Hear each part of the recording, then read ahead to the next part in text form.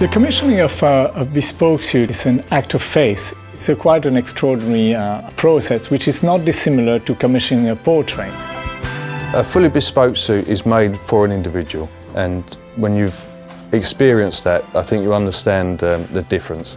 All in, there's about 80 hours plus of handwork goes into each suit.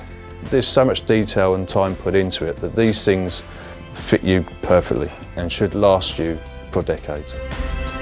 First and foremost, you've got the consultation with the salesman. Very important because we have over 6,000 cloths here to choose from. When we measure somebody, we take 30 to 40 measures, as well as noting nuances in their physiques.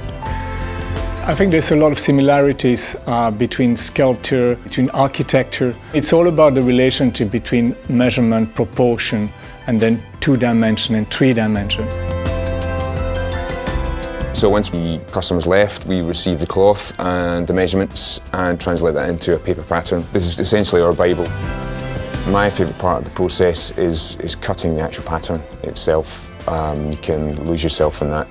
And we chalk around the pattern, then that goes on to then have the trimmings and internal workings put with the cloth before it's taken down to the tailors, where they sew it together by hand. Once that fitting is done, we will then rip the jacket to pieces. Completely remarked and given back to the tailor for the next stage fitting. The fitting after that will have pockets in, facings in, all the linings, and at that stage we're trying it on really for fine tuning. And there's usually 2 to 3 fittings at least, but in reality we fit garments until they're ready. And I and the customer are both happy. I mean, what kind of fashion business can actually claim that people would want to have something that was made 100 years ago?